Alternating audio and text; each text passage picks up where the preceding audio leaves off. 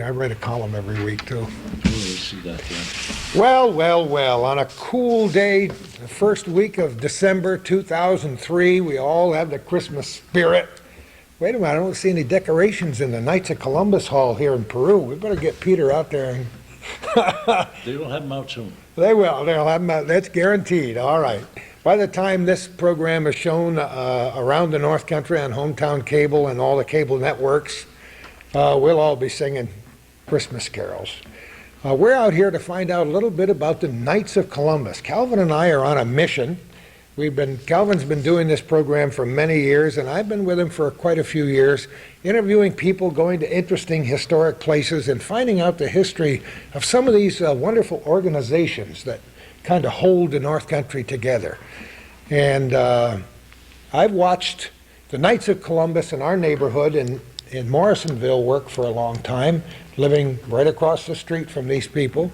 I've watched the Knights here in Peru and in other localities when I was on the radio doing wonderful things. I watched the Plattsburgh Knights of Columbus helping to raise money for good organizations. And we thought it was just about time that we get here and get down to the nuts and bolts and the nitty-gritty of this whole thing. First of all, I want to introduce Pete Keenan over here on your left and my right-hand side. Peter, how you doing today? Very good, Gordy, and it certainly is a pleasure to be here with you. Well, you know, it's a real pleasure to be here and do this program at long last. Brian Haney, I've never met before. Brian, where are you from? From Champlain. Champlain, but you now live where? I live in Champlain. live in Originally, I'm from New Hampshire. Oh, that's the deal. Yes. Because I was trying to figure the connection between the Haneys and some Haneys that I knew. From Booterville originally. Oh, yeah. Hooterville Haneys. Yes. There it is. We have Arnold out in the backyard as Oh, well. you do? I saw something on television this morning about somebody with a whole bunch of pot-bellied pigs were oinking on my way to the shower this morning. I knew it wasn't a family member or my famous bulldog Gus, so I had to check that out. Tom Dwyer, how are you doing, my friend? Very good, Gordy. North Country boy, right? North Country boy. Chattagay? Chattagay, All right, we got to give everybody full credit here for this whole thing. the oldest town in Franklin County. That it is. Formerly part of Champlain. Formerly part of Champlain, That's which Calvin is delighted to tell people about. That's right. One of the great things we've done in the history of this program called Our Little Corner and its predecessor called What's Going On Here with the late Bob Venn was to check the history of towns and villages and communities. And when they celebrate 100 years, 150 years, 200 years, we like to be there. Calvin does the parade, and we like to get the interviews done on the history, and that's always been an awful lot of fun. We are delighted to be here today. Let's start with the guy closest to me here, because we only have about 5 feet of microphone cord. Just a minute, we'll pause for a second. I suppose I should explain why we had that brief pause. We heard a beeping sound. We knew somebody was pulling up to the door. I didn't know if the garbage truck was here, we had a workman coming in or what, so we stopped for a minute. And we're back again. I think the first thing we ought to do is explain some of the roles these people play in the Knights of Columbus. Starting with you, Peter. How long have you been with the organization, and tell us a little bit about what you're doing? Well, I've been with the Knights here for 25 years. In fact, we will be celebrating our 25th anniversary on the 21st of March, and that was at the time that I joined. At the present time, I am the Isle of Mont Pilgrimage Coordinator, but I have served several jobs throughout the local council, including Grand Knight for a couple of years and District Deputy for a couple of years, and have been the area leader for 2 years, and most of the jobs throughout the local and conference for a year or two, and for the past 3 years I've been the Isle of Mont Pilgrimage Coordinator, which is a pilgrimage that is done at Isle of Mont, Vermont. And it was kind of unique that it was started by a man by the name of Earl Carter from Dannemora in 1948. He started it as a council project. And at that time, they drove by cars and they picked up people in Plattsburgh. They stopped I remember out by the creek. And Scamotion Creek. quite recently, Gordy, you and Calvin had a show on about the crickers. I remember that. Oh, I've written a couple of columns And- about and them too. columns about it. Yeah. And then they would go on through to Shazy and make another pickup, and then into Champlain and Ross's Point, and on the way over. And then after a few years as a council project, then it went to a district project, and which usually in the Knights of Columbus in the district, there's 4 or 5 councils in the district. Then next it went to the Northern Conference, which I believe at the present time we probably have about 54 councils that it Really? entails, yes, in the Northern Wow, Conference. wonderful. Which the Northern Conference stretches from Ticonderoga to the south of us, over through Indian Lake and to Adams, which is just the other side of Watertown. You'd probably, if you were to go a direct travel from Ticonderoga to Adams, you'd probably have about 225 miles. And clear to the border. Most of the councils are quite active, and in this project as the pilgrimage coordinator, it's to set up the pilgrimage at Isle of Mont, which is always the 3rd Sunday of July, which this year it will be July 18th, coming up in 204. And we have a kickoff dinner on July 17th, which is done the night before. The service over there is mass at 11:30 in the morning, and the state officers are usually there, the state deputy and his full staff and wives, and sometimes there are directors from the Supreme that join it.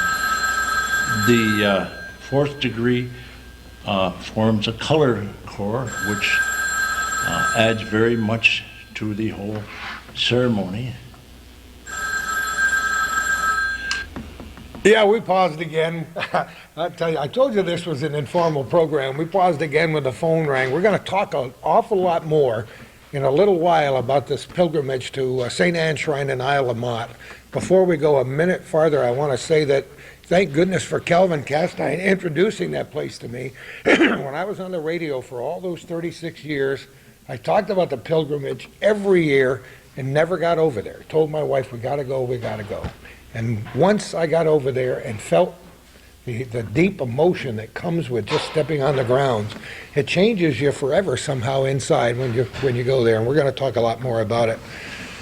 Brian, what's your role with the Knights? Well, first and foremost, I'm a member of the Knights of Columbus, been a member since 1985. Held various positions within my council, original council from Littleton, New Hampshire. And, there I was director of membership, played a role in our community activities, council activities, such as summer outings, Christmas parties, Halloween parties. Little further down the road, I learned I could be of more service to the Knights of Columbus, and that's through our insurance program. So in 1993, I joined the ranks of the Supreme Council and became a field agent for the Knights of Columbus. I was a field agent for approximately 3 years and promoted, moved here to Champlain, New York, and currently I service all of northern New York as general manager, general agent for the Knights of Columbus, all regarding the insurance program. You know, we're going to talk about more about that later on, and it's an important point to mention as it applies to a lot of these fraternal and religious organizations that have these insurance programs. As a youngster, I remember the Grange, for example. We've already done several programs with the Woodmen of the World and now with the Knights of Columbus. It's an important part of what the organization is all about. We're going to talk more with you in a minute. Now we get to my friend from Chateauguay over here, Thomas. We're delighted to have you here. You were born and brought up right there in Chateauguay. I certainly was. I was going to say an old farm boy, but I'll eliminate the word old, okay? A farm boy, He's awful close to me. born in a farmhouse. Were you really? Yes, I was. Right there in Chateauguay? Yes, I was. That's wonderful. on property that's been in the Dwyer family since 1837 and still is in the Dwyer family. Isn't that neat? And you've been in the Knights for how long? I've been in the Knights since 1959, which I believe is 44 years. I belong to a council. It was started in January of 1900. We're looking forward to celebrating our 104th anniversary of the founding of that council next month. I became Grand Knight in 1972, I believe it was, served in that capacity for 3 years, later became district deputy. From there, we got active in the conference and was chairman of the conference, and eventually became chairman of Upstate Conference, and finally, July 1st, 03, we were elected to the highest office, New York State Deputy in New York State.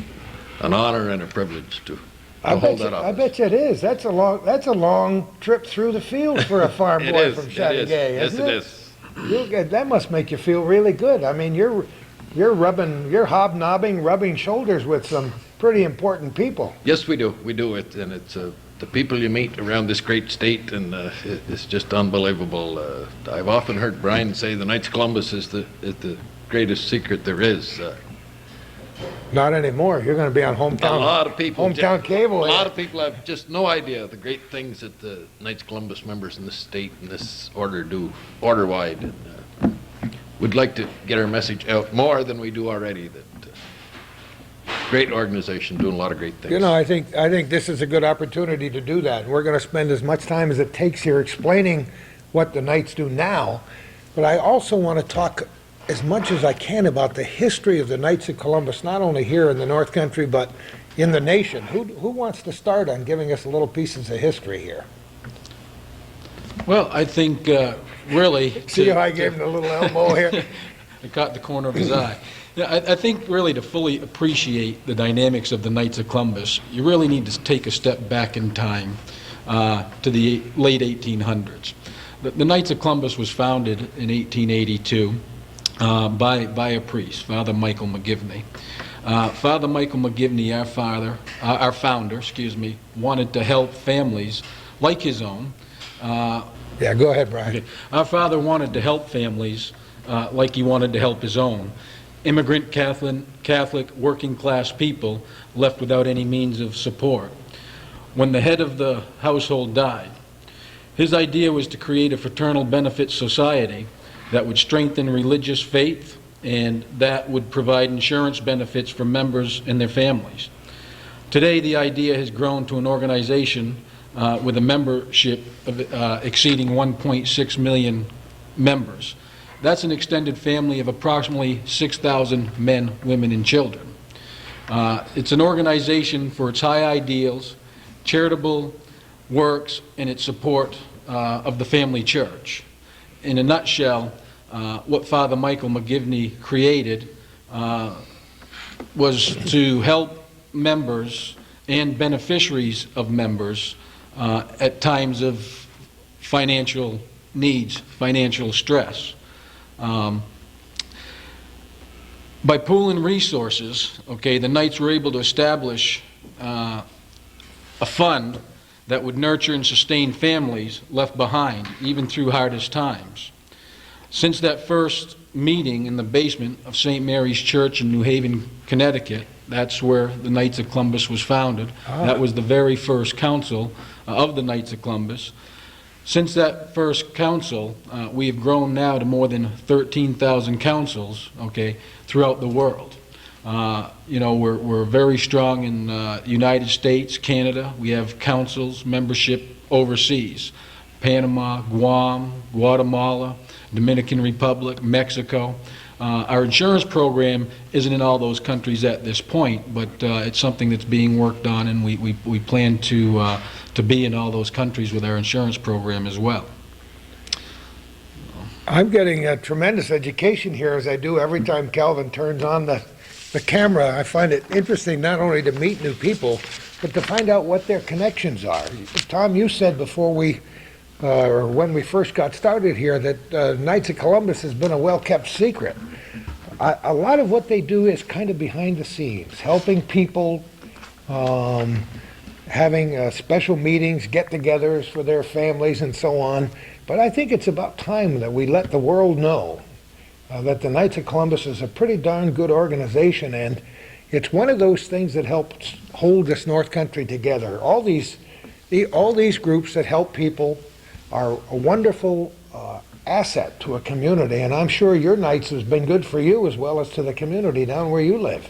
It certainly has. The Knights, actually, we help our own members first at times of fire or death in a family or a serious illness. We try as best we can to take care of our own, but we do certainly donate many, many thousands of dollars to people in the community from the local level.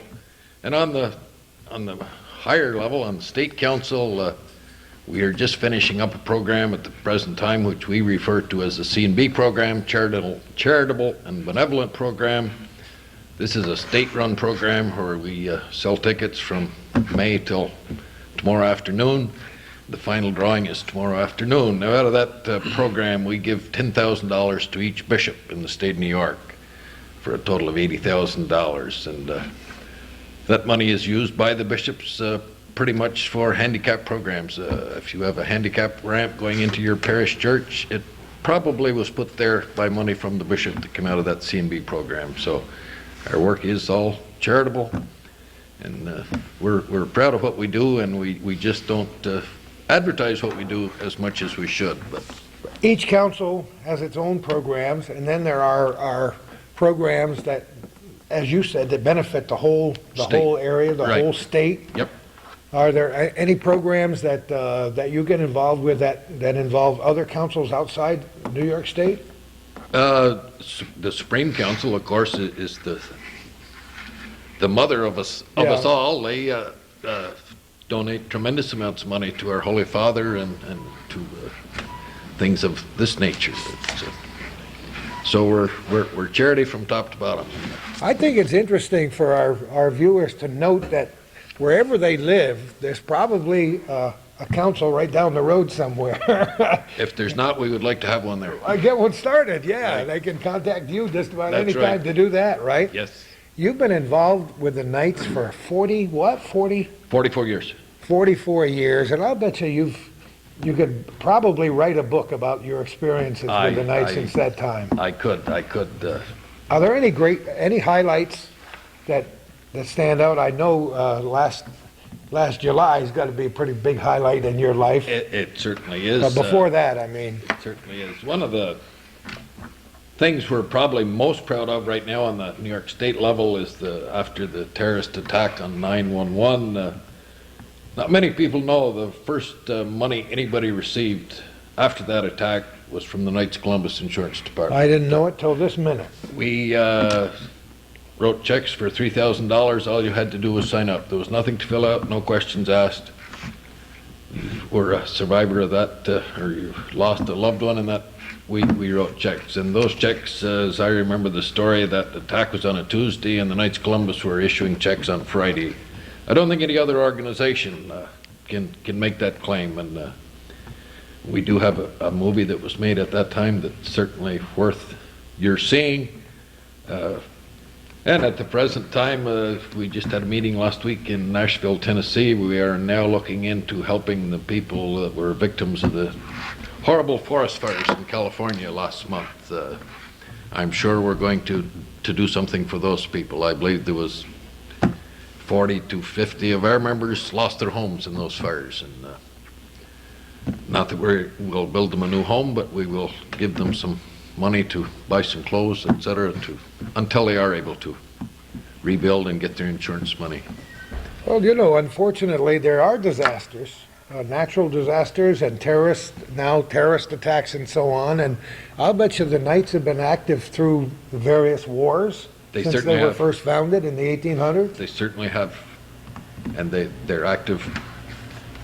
They're active in all of these things. We send rosaries to many of these wars to our servicemen. We just do so many things that whether it's right from the local level to a world level. Actually, we're involved in them all. You know, when you just said rosaries, it took me back to a camping experience at Coles Creek on the St. Lawrence River about, time means nothing to me because I'm old, but it's at least 10 or 15 years ago. And I met a man from Tupper Lake, whom Calvin and I have met several times since. But he and his wife were camping across the road, and they love to give rosaries to people.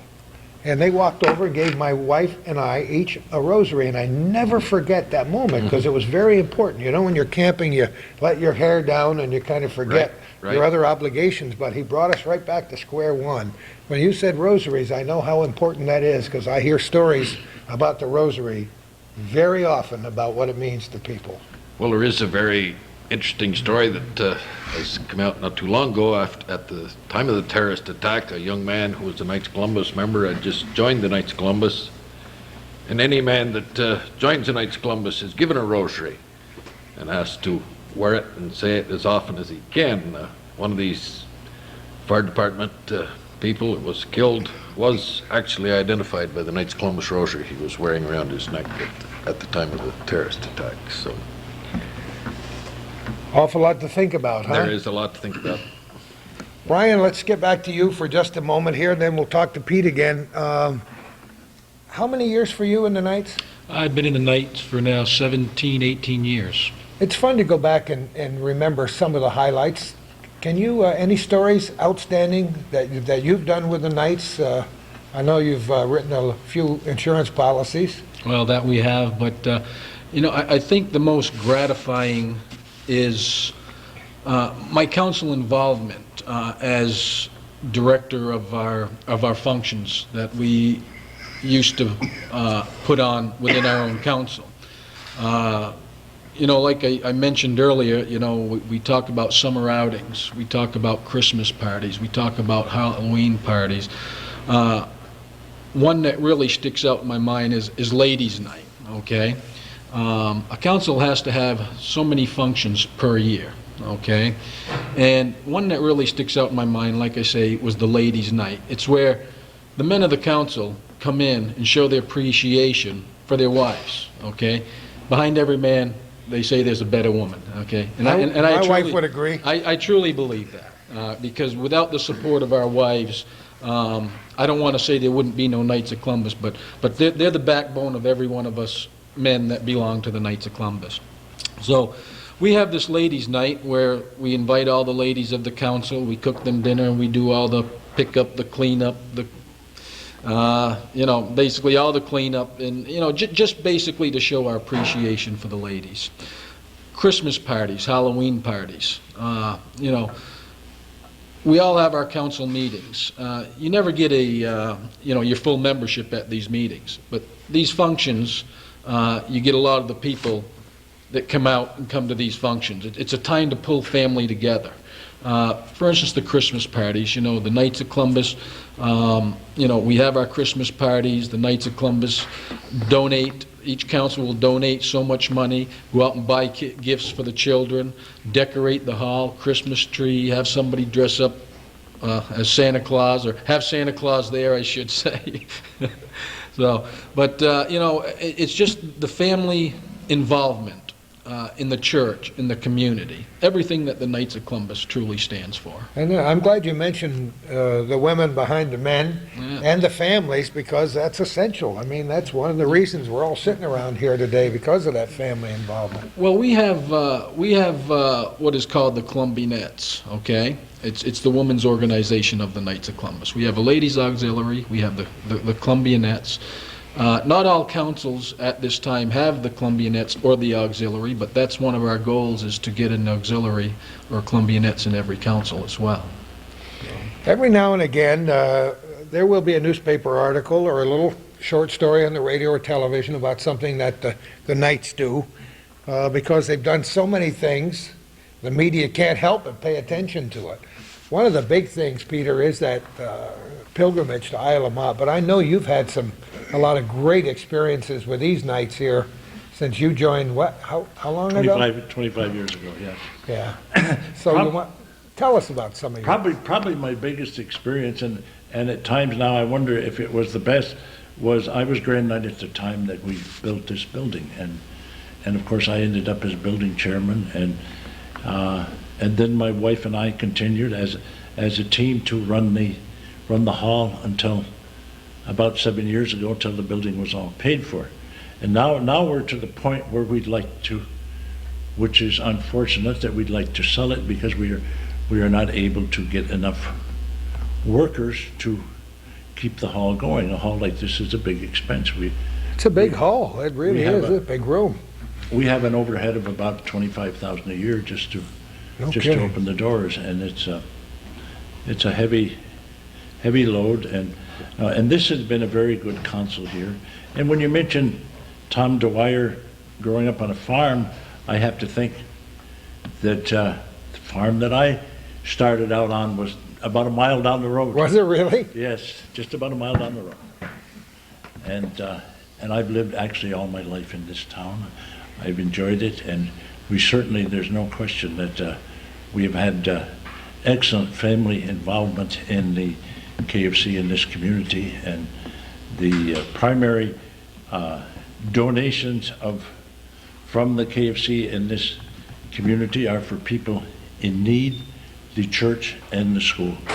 And of course, anybody who's been associated with Catholic schools know that that's a tough bit. It's a needed thing in this day and age, but it's a tough job to support them.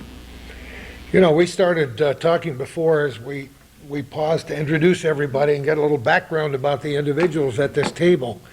We talked about the pilgrimage to Isle of Mott and St. Anne's Shrine, and our viewers know how impressed I was with the history of that shrine, that whole area dating back to the days of Samuel de Champlain and the Native American populations even before that. But after you've been there, how many times now would you say? Hundreds? Well, I've been over there many times because since I've only been the pilgrimage coordinator for the past 3 years. We have a man here sitting at the table that was the coordinator for 15 years, Tom Dwyer. Were you really? Yes, I was. There have only been, Tom and I were just talking about it, Earl Carter, who started this in 1948, ran and was coordinator of the program for at least 35 years.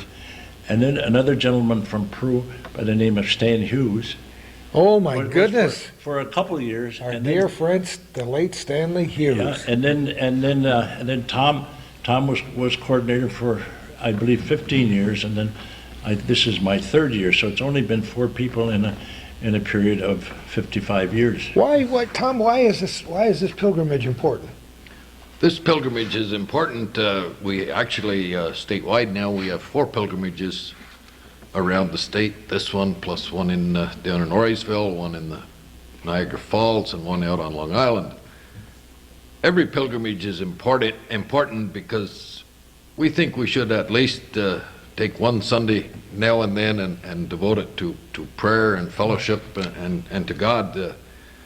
As most of you know, today, Sunday is getting rapidly like another day of the week. It's a day to shop, it's a day for the kids to have ball games, etc. And this is just one Sunday out of the summer, as busy as the summer is, that the Knights of Columbus get together over at Isle of Mott and spend a day, a picnic area, Mass, beautiful. And of course, as I've said, the priest over at the director, actually, now I believe his title is spiritual director, Father Maurice Boucher, who has been over there for close to 30 years now. He's what a guy! What a guy! A living saint, I Wonderful. call him. He really is.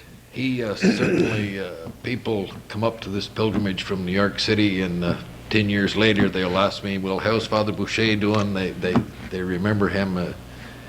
He certainly makes the pilgrimage, and as I've said on many occasions, I spent 15 years dealing with him on this pilgrimage, and it's certainly been an honor.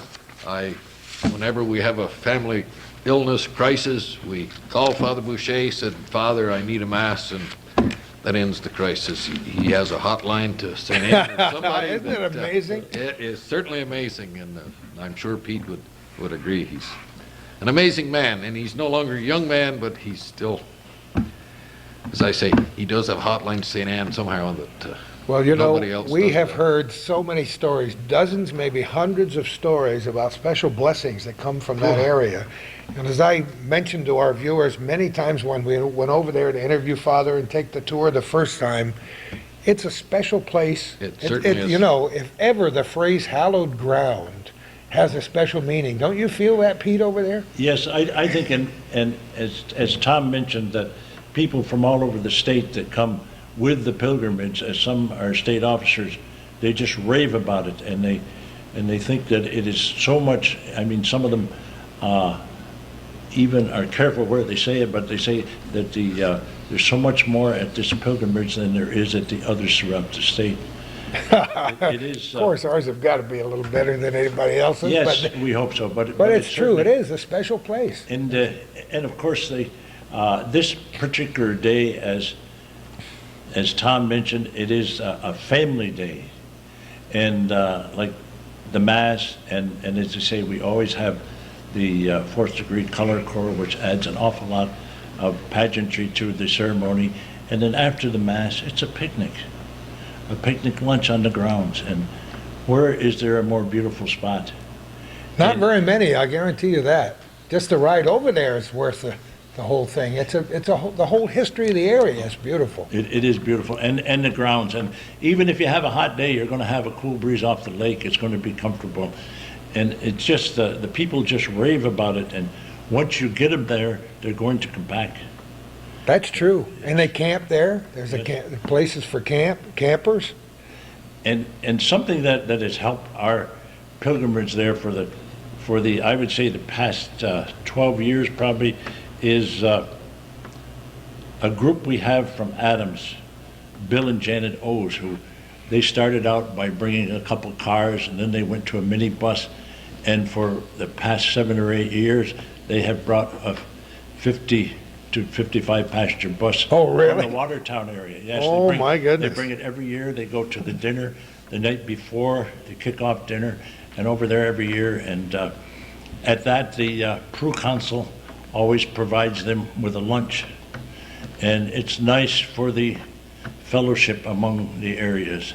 And there are other councils that bring buses, like Messina usually does, and it's just a beautiful day there. People just rave about it, and it's anytime you get people together who have time to talk and socialize at such a beautiful place as that, it's got to be an asset to everybody. Now, each Knights of Columbus Council, does it has its own name and a number? Yes, Tom? it does. Yes, it does. Tell me a little bit more about that.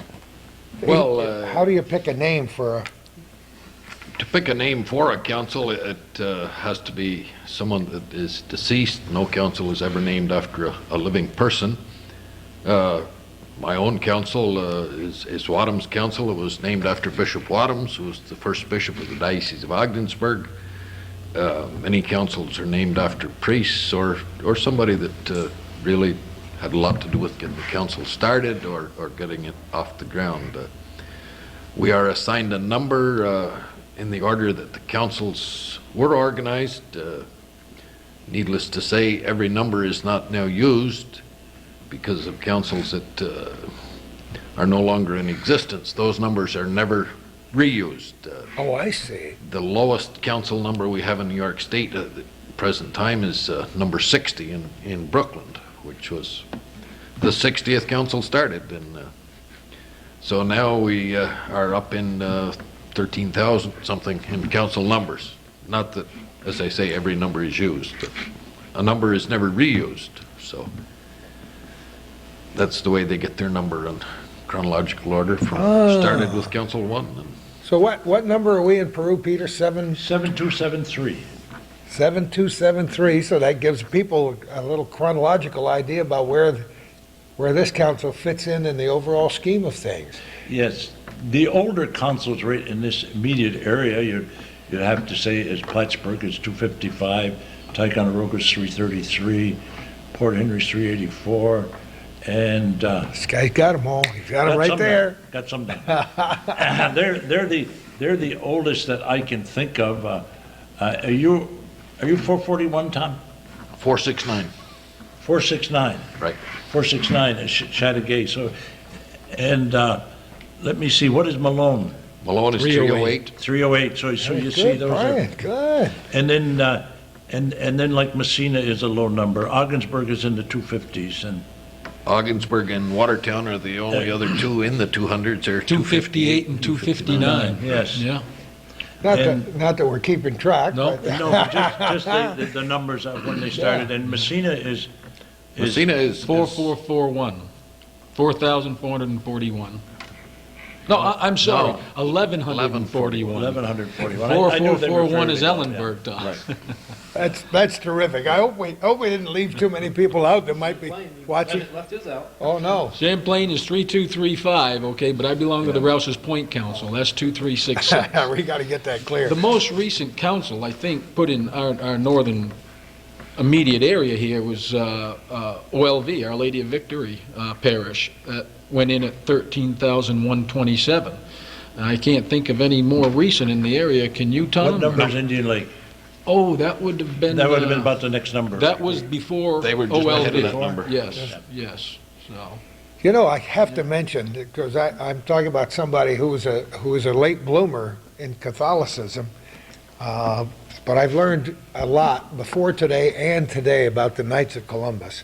One of the things that impresses me as much as anything else is the regalia that you wear on official functions. Pretty neat. Does anybody know the history of how this started? Those uniforms, the wonderful uniforms and scepters and... Fourth degree. Is that The fourth degree. degree That would knights. be the fourth degree. Tom, do you have some? I- You probably have more than I do about it. No? No, I wish not to. But comment it is, on that. as you said, Gordy, that's what I say, at Islemont particularly, we get anywhere from 30 to 40 fourth degree in uniform, and you have all It's different very colors. impressive, It very is. impressive. It adds an awful lot to the ceremony, but no, I cannot. I'm sure somebody out there will ring Calvin up and say, I know how this all started. Oh, yes. You know that. With Columbus himself, right? that's about the size of it with Columbus himself, the Knights of Columbus.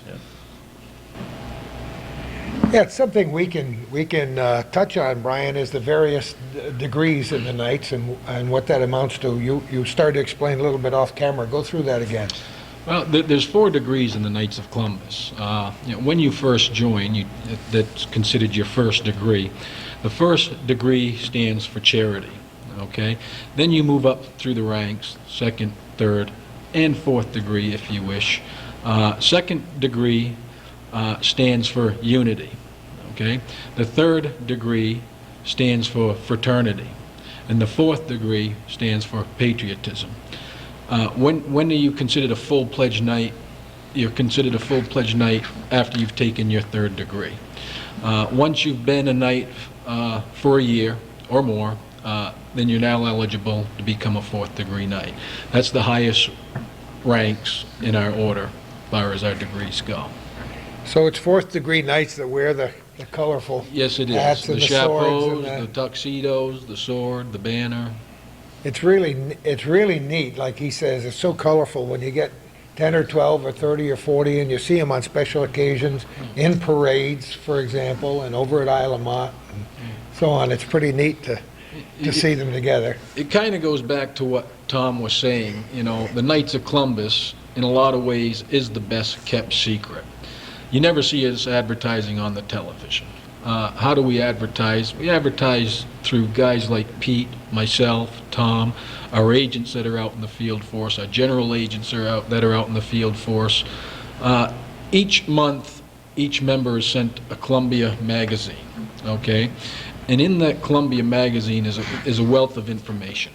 Talks about all the good works, the charitable works that the Knights of Columbus do. Talks about the insurance program, the strength of the insurance program.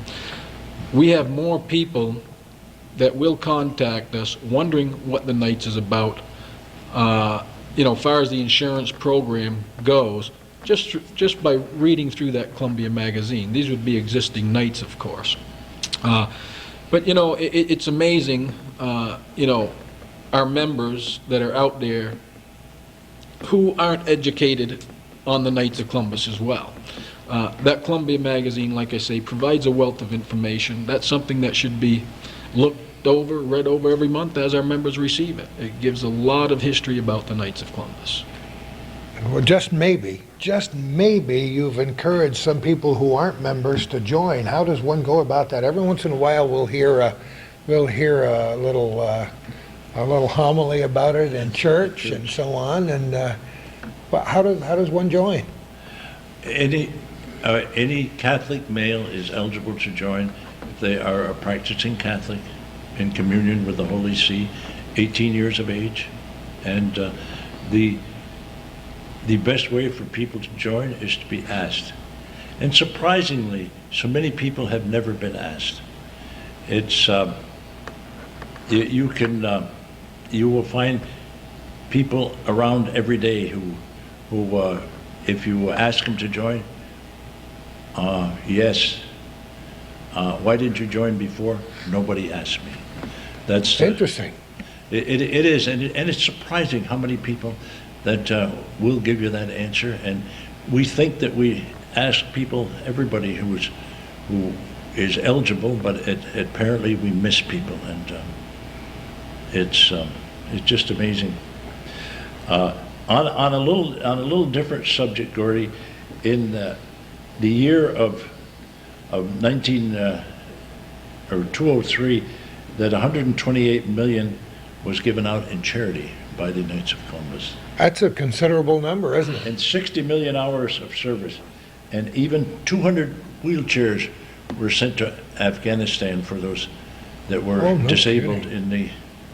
in the war over there. It's and that's just a token of what that the Knights does do.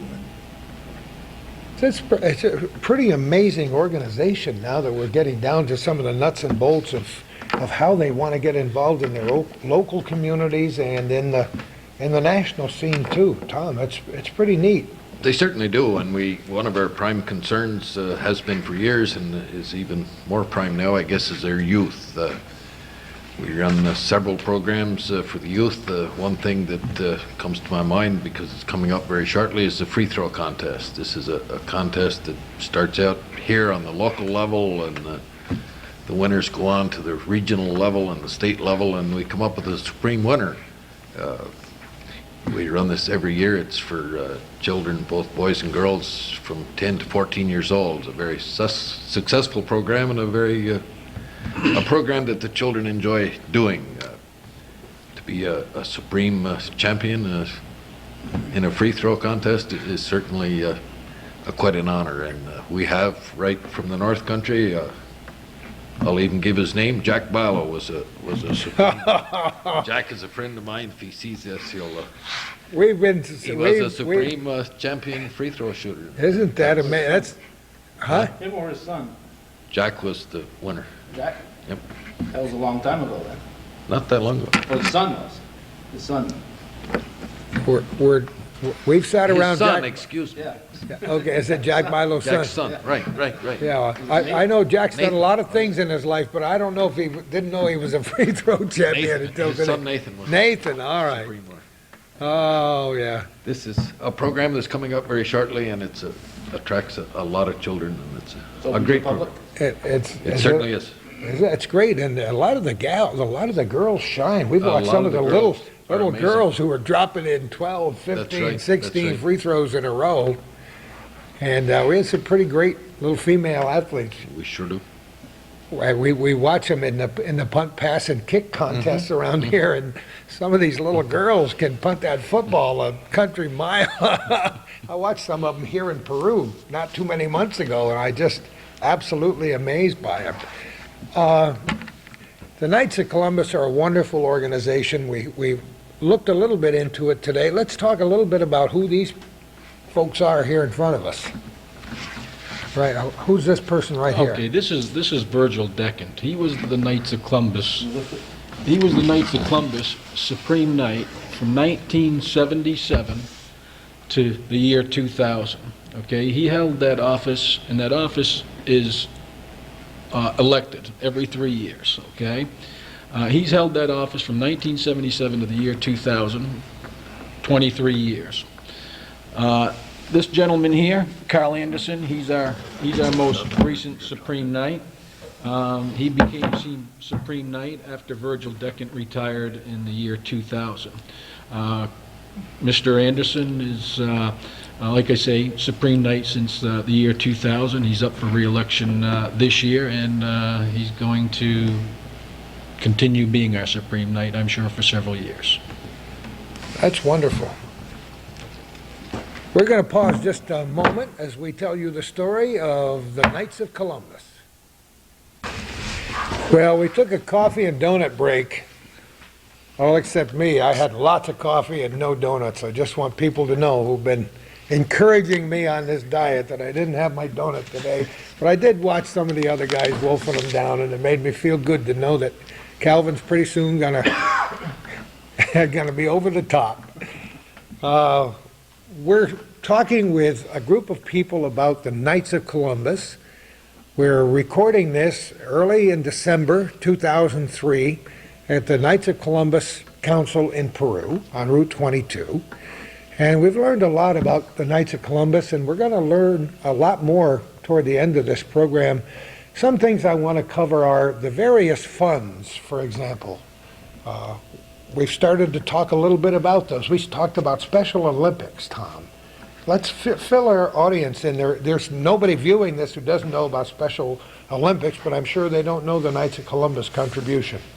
The Knights of Columbus got involved in the Special Olympics program shortly after it began. As I'm sure most people know, Eunice Shriver was the founder of the Special Olympics, and we got on her bandwagon very quickly. We've supported the Special Olympics.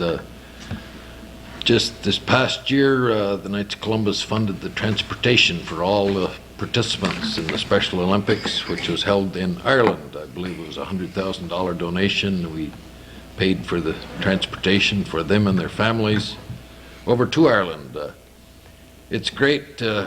Olympics are great, but the Special Olympics, if you watch the tapes of these things and see the excitement and the jubilation of these children, it's certainly money well invested, and we will certainly continue to fund that project. These kids do great, and for once in their life when they probably haven't had much spotlight or anything, they were congratulated for a day at least. They are heroes, and they sure enjoy the publicity. You know, I looked at the title of the video, and it's Share the Feeling. Right. And that's pretty much what it's all about. It certainly is. At least for me.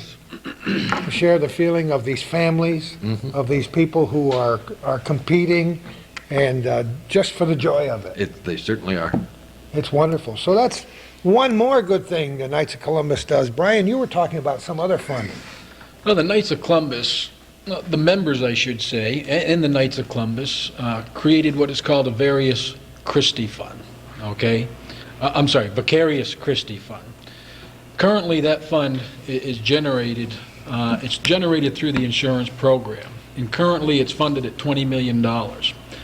Last year, the earnings from that was about $2.2 million, okay? And that earnings is passed on to the Holy Father. And the Holy Father uses that money, generates that money to his favorite personable charities, or where he feels it's most needed. You know, the Knights of Columbus also provided the funds for the renovation of the Basilica in Rome. The Knights of Columbus supports vocations through RSVP program. The Knights of Columbus provide scholarship programs on the state level and the local level. Knights of Columbus provides charitable contributions in volunteer services worldwide. Last year, our members contributed more than 50 million man-hours to the church and the community. The Knights of Columbus supports educational programs for children of law enforcement officers, firefighters, military personnel. If a member of the Knights of Columbus is a law enforcement officer and is killed in the line of duty, the Knights of Columbus will pay 100% for their children's education, providing they attend a Catholic college. Those and other key programs of charitable support and good works are made possible by funds generated basically through our insurance program. It's amazing, so many things we're learning, and I think it's so important to get the overall picture for our viewers as to what's available in the community to help individuals and various groups.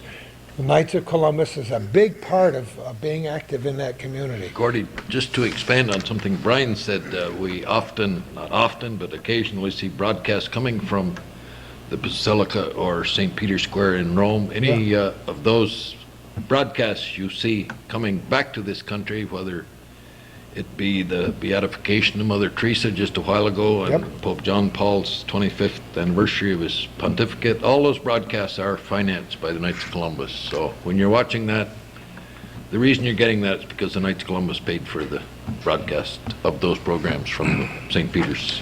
That's wonderful to know. You know, it's funny, after the renovations of the Basilica in Rome, the Basilica started a leaky roof. Well, who did the Holy Father turn to? He turned to the Knights of Columbus. The Knights of Columbus went over and took care of the roof of the Basilica. In return... I thought you were going to say, I was on the ladder, I was up there. I wish I was. In return, the old cross that was on the Basilica today is now sitting in our museum in New Haven, Connecticut. We have a museum in New Haven. It used to be an old Pirelli tire building. Knights of Columbus picked it up for pennies on the dollar, and they turned it into a museum. And there's just so much history in this museum in Rome. And I do say, if you ever get a chance to get to New Haven, make sure you visit the Knights of Columbus It Museum. might be worth a trip. Yes, it would be. Yes. That's wonderful. Peter, your lips have been moving, but we haven't gotten over to you. When you're on the Special Olympics, I just had one little sidelight that I wanted to add. We have a gentleman in our council, a state trooper by the name of Todd St. Louis, who was very active with the Special Olympics in this area. And one year, after we had the kickoff dinner here for the Isle Lamont pilgrimage, he ran from here to Isle Lamont over the night, which in the rain... I knew that. I had which forgotten about that. And that's about a 42 miles run, yes. And so I wanted to get that in when we were talking Special Olympics. What a guy. But we too. had too Real many... nice guy. Oh, he Wonderful. is, yes. He certainly is. He was very active for quite a while with our council, and he's still a member, yes. You bought reams of information with yellow highlights. Is there anything in this stuff that you want to cover before we move on to another topic, Peter? No, just that, like Ken mentioned, like a member after he joins the Knights, of course, is entitled to, and each month he gets the Knights of Columbus magazine, which does have a lot of information. When he takes the first degree, as mentioned before, he gets a rosary. A daily mass is said at St. Mary's Church in New Haven each day for all deceased Knights of Columbus members.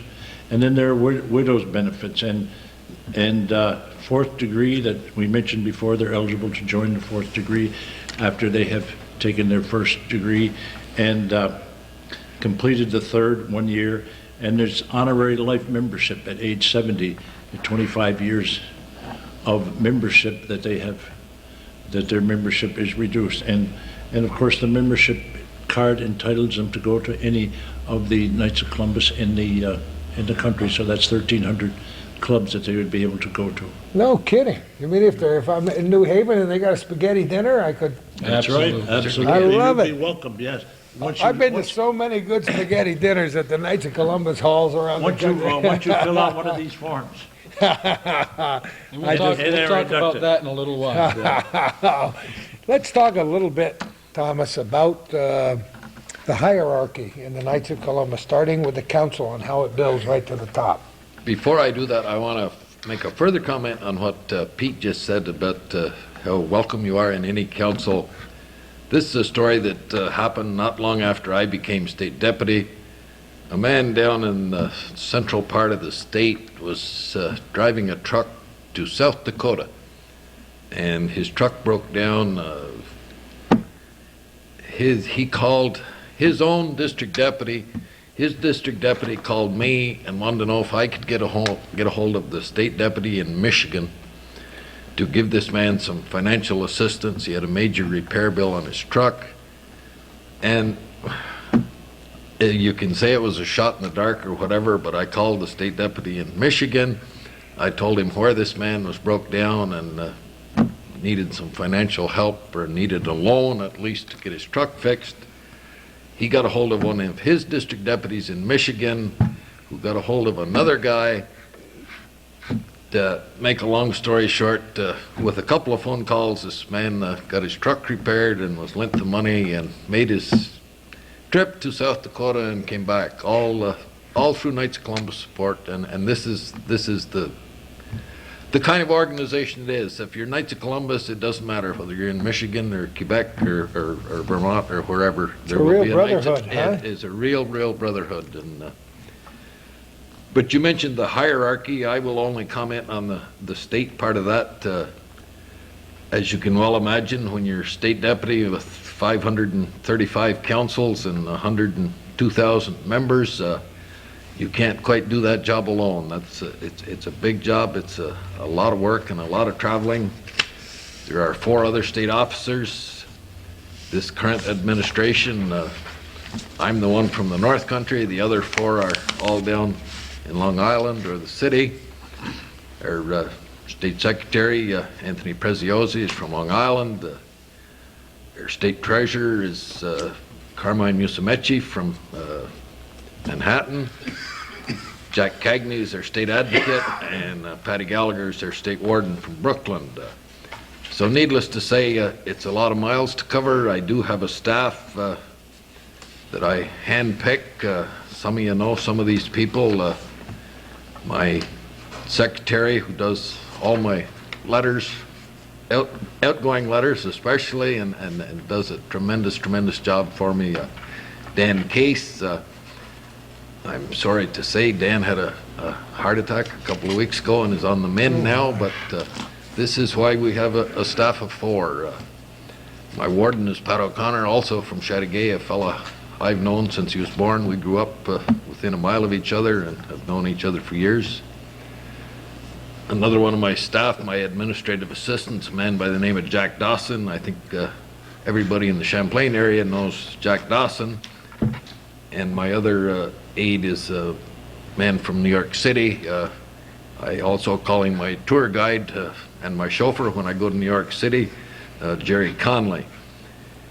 And then you go from there. We have 104 district deputies in the state of New York that are each responsible for 4 to 5 councils. And then we have 4 or 5 directors in the state that look after. One is the C&B director, which I mentioned before. One is membership director. One is youth director. And we also, this year, started a new officer training director. A lot of times now, officers get elected and certainly need some training in doing the job they were elected to. So it's a big staff. It's a tree-like thing. We start at the top and try and filter everything down to the Grand Knight in the smallest council in the state. And we have, in the first 5 months of this administration, I have traveled 10,000 miles by Have you car. really? By car. Oh, boy. And I have flown a few trips besides. So Well, do you visit, how many councils do you visit in the course of I a year? visit all I Since can. last year, do you? I've been from Brooklyn to Buffalo to Ross's Point and back, and as I say, I've got so I know that Interstate 87 like somebody takes a stick of wood off of their wood pile, I can tell now. And but we enjoy it, as I mentioned before. The people you meet, the clergy you meet, it is just worth the effort. There's so many great things that the Knights of Columbus do in just New York State alone that don't get publicized too much, and it's certainly, wherever you go, whether any place in the state, you're so welcome and so royally treated that it's just a pleasure and an honor to have the job. Is there an annual conference, did you say? We have our annual convention is in the Convention? spring. This is where the election of these state officers occurs, and that will be coming up next May. And as I say, it's an honor and a privilege to be state deputy. And on behalf of my wife and myself, who we refer to as the First Lady, and she certainly is, I couldn't do the Making job. points every I minute couldn't here. do the job without her, that's for sure. We enjoy it tremendously. How long can you remain state deputy? More than one term, more than 1 year? You serve, ordinarily in New York State, you serve 2 years. It is possible to serve 4, but at the end of 2 years, I think most state deputies are ready to let somebody else do this. It's not just a position in name only. You It's, gotta, as I obviously, said- you gotta work for your supper here. As I said, when I took the job, it's a lot like farming, a lot of hard work, no days off and no pay, so it's, but we enjoy it. The people make it all worthwhile. You smell better. Oh, I smell better. Listen, Gordy says we smell better. Calvin says, too. Photographer, though. Huh? Yes, sir, I thank you, Oh, yeah, Calvin. sure. I do have a state photographer, John Ryan, from this council right here in Thought Peru. I thought I saw him drifting through here a little In while fact, he ago. was here taking pictures of us just a few minutes ago. John is a great PR man. If John takes your picture, you can bet it's going to show up somewhere within a few days. And I tried to give him the good side, but you never know, you know. and another thing, going back to John, New York State, they told us we were in the 19th century or something. We didn't have a website. Well, this administration has, not through anything I've done except ask some fellows to work on it. We do have our own New York State Council website now. And, Wonderful. John gets a lot of pictures and a lot of information on there, and it certainly is the modern way to do things. It amazes me when I go on a trip and John takes pictures and I get home, those pictures are Already there, on the huh? website sometimes before I get home, and John's doing a great job on that. We have 3 or 4 other people working on this. A man by the name of Ralph Hanley from over in the Rochester area is the webmaster. I think that's the proper term. Very good. It's so we are getting into the 21st century with the New York State Council and their website. So many of us, when we want to find out information, just put in those keywords on the computer and see true. what comes up. And I know there'll be a lot of people whose fingers will do the walking after watching this program today and That's get on where their computers and find your. that's where the first lady comes in. She's my computer. Oh, she is. Huh? Yes. Isn't that amazing? How come the gals learn the computers Well, first? I just figured their fingers fit them little keys better than mine. I have been making contact with old college friends over the last few weeks. I don't know if it's just because I'm old and we need to relive our youth from time to time, but people have been contacting me, and I talked to an old friend the other night. I said, "Do you have a computer?" "Hell no," he said. I said, "Well, you gave me your email address." "No, that's my address, but I have to go down to the library and they show me what buttons to press to get on the thing." Ryan, other topics you wanted to cover while we're sitting here? Anything else come to your mind while we're Well, you chatting? know, we sit here and, you know, we've talked a lot about the proceeds from our own nonprofit organization, what we contribute to, all our charitable efforts. Some of the facts, okay, about our insurance program, and our insurance program is what helps fund a lot of this as well.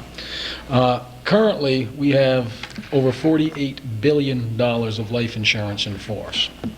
Our target for the past 10 years has been to hit $5 billion in 1 year. Well, today as we sit here and as I speak, we have hit $5 billion. Come on. We're gonna surpass the $5 You billion. waited all this time to announce this- this at the end of the This show? very year, That's okay? pretty good.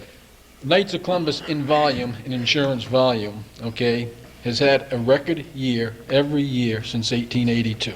In volume, we've never gone backwards. We've always exceeded the past year. This man, Mr. Virgil Deccan's goal has been to hit $5 billion Yeah. in 1 year, and this is the year we're going to do it. And he set the pace for that. And it's happening under our current leader, Supreme Knight Carl Anderson. Makes you feel good to be a part of it. Yes, it does. Yes, it does. And, you know, the Knights of Columbus is rated AAA with Standard & Poor's, A++ with AM's Best. Okay, these are 2 major review companies that review most all insurance companies. The Knights of Columbus hold those top ratings. There are very few companies that can say that. It's a feather in our cap, I would say. I would like to quote, just so you're not hearing it right from me, but this is the brochure sent out by AM's Best and Standard & Poor's. This is what they have to say about the Knights of Columbus. If I could just take a Sure. moment just to read what they have to say about the Knights of Columbus. Knights of Columbus, a fraternal benefit society, was founded in 1882 to provide life insurance coverage to its members on an assessment system. Primary goal of the Knights of Columbus, when it first started, was to render financial aid to its members and beneficiaries. The society conducts its operations on a general agency system, distributing traditional life insurance, annuity products, and long-term care products to Catholic members and their families. In addition, the society provides support to Catholic Church, sponsors, council activities, and performs charitable work within communities where the society exists.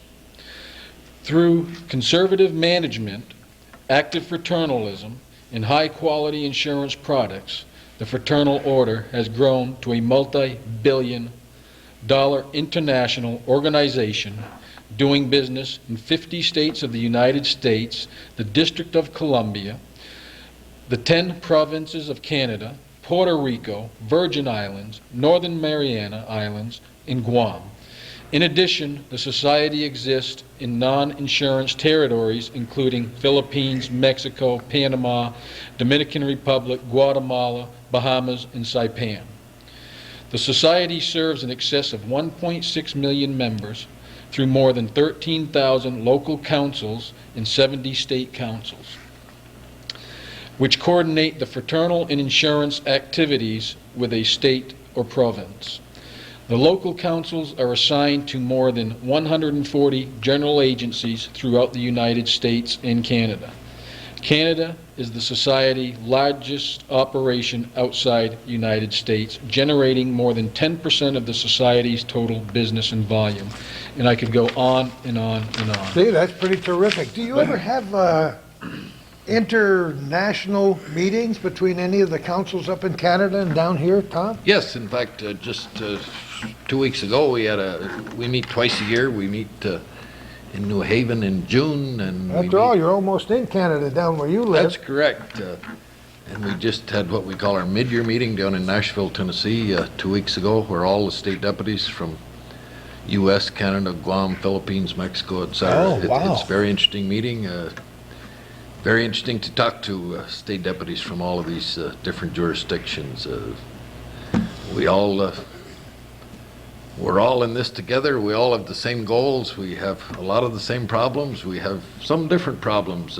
You talk to a state deputy from up in Alaska that the state of Alaska, I believe, only has 1,400 members total, and the vast expanses up there, they talk about 300 or 400 miles between councils up there. Oh, sure. Where around here it's more like 3 or 4 miles. And so we do meet twice a year. It's very interesting, and we certainly enjoy that also.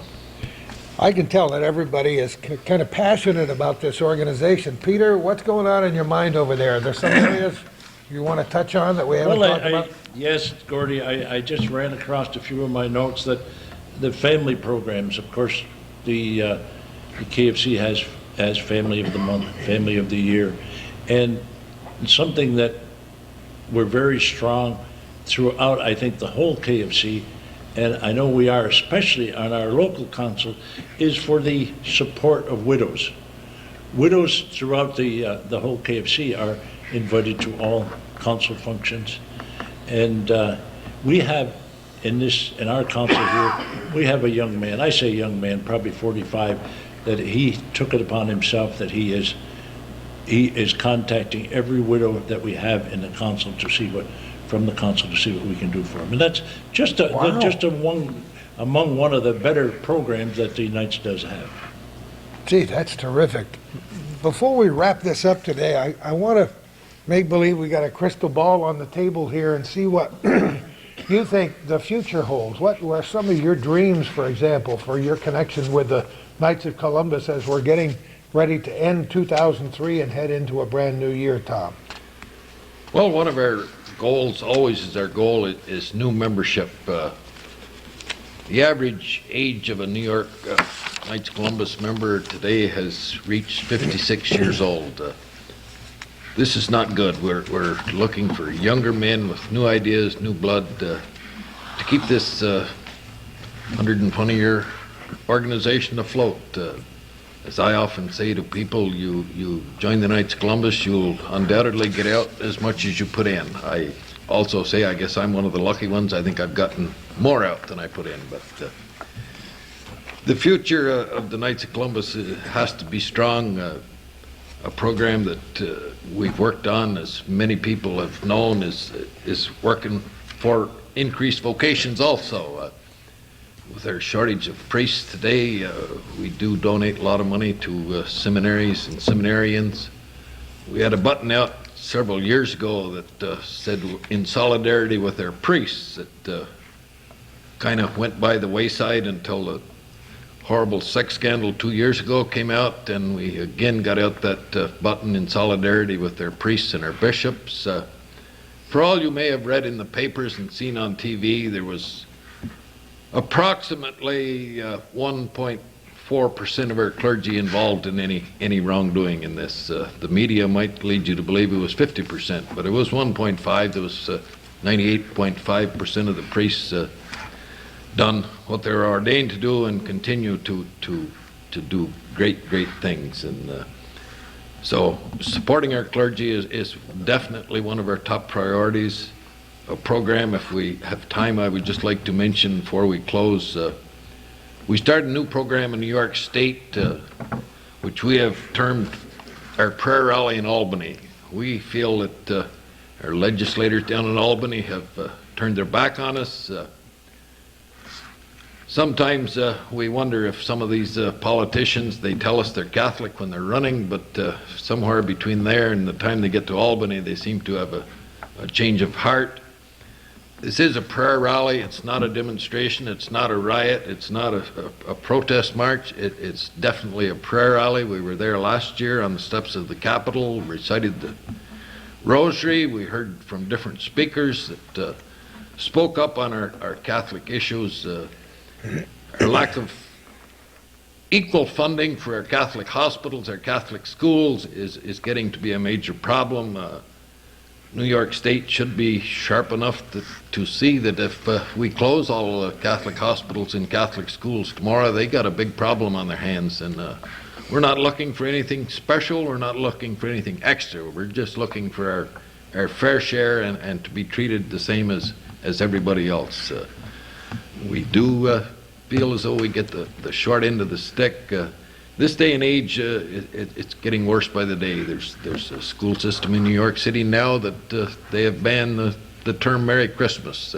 They want to eliminate Christ. They want to eliminate Christmas. This is definitely not the way the Knights of Columbus want to go. There's also a movement to remove the words "under God" from our pledge to the flag. They say that's offensive to some people. Well, if we remove that from the pledge, are we going to also remove that from our U.S. dollar that says "In God we trust"? I think we better trust in God, and we will continue this prayer rally. That'll be the 30th day of March in 2004. We will be there. We will again pray the rosary on the steps of the Capitol. We urge all Knights of Columbus, all Catholic people that are interested in these issues to join us on that day. As I say, it is just a prayer rally. Some of our legislators will come down and meet with us. Many of them will not. So you're all, anybody, Catholic, non-Catholic, whatever, that believe in these issues as we do, you're more than welcome to come to that prayer rally, and would be honored to have you. Was that the first? Last year was the first. March 25th, last year. Yes, we will continue this as long as we have to. It is March 30th this year, and we expect a bigger crowd, and we will have buses from the North Country going down to Albany for this, and it's a great occasion. You'll enjoy the prayer rally. You'll enjoy the trip down on the bus. And so we will continue to go until the people in Albany realize that we're not going to go away. We've been the silent majority for too long, and we will not be silent anymore. Sounds like the Knights we will be heard. Sounds like the Knights are a pretty good lobby, judging from the numbers you've mentioned. Brian, for the year 2004, what kind of goals are you setting? What do you see for the future? The goals for the future is to increase the membership of the Knights of Columbus. If we have membership, we have the Knights of Columbus. One quote I would like to make is none of us is as good as all of us. We need members, we need young members, we need older members, we need members of all kind. We need to take this great organization into the future to make it even better than it is today. The goal of 2004 is to increase membership, not to lose membership. Yeah, that people have paraphrased your remark about strength in numbers in many different ways over the years, but it is true. You know, obviously these people are stalwarts in their communities and in the Knights of Columbus and have done a lot, but without the total organization and getting new members all the time. It's a whole, and it takes a whole. You know, one thing I do want to say about membership is the Knights of Columbus are not dying. They're far from dying. Last year alone, the Knights of Columbus recruited 40,000 new members with an average age of 39. What that tells me is, you know, there are younger people out there looking for family values, something they can get their family involved in.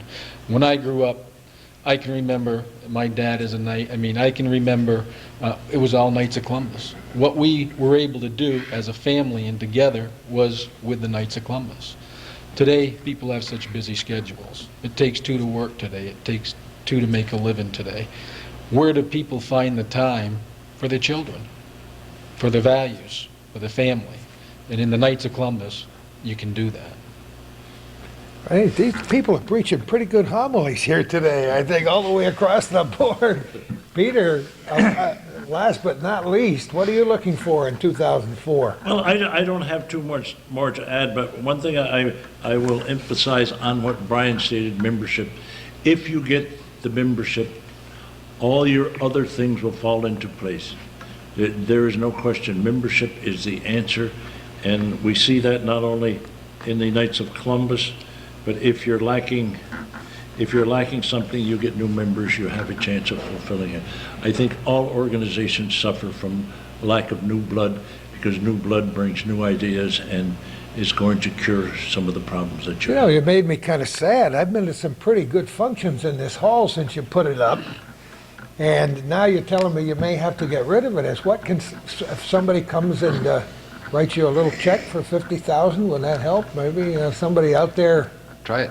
Oh, yes, yes, it would. Yeah. That would, I could write the check, but then after that, you'd be in trouble. that would cover our expenses for about 2 years. Well, I hope you're going to survive. What would you do if you had to sell the hall? Would you have to meet in a different place or what? Yes, we would. We'd probably have to make some arrangements with the school or church to meet there, or rent a place someplace. Well, let's hope it all works out for you. I mean, you know. I think it will one way or another, yes.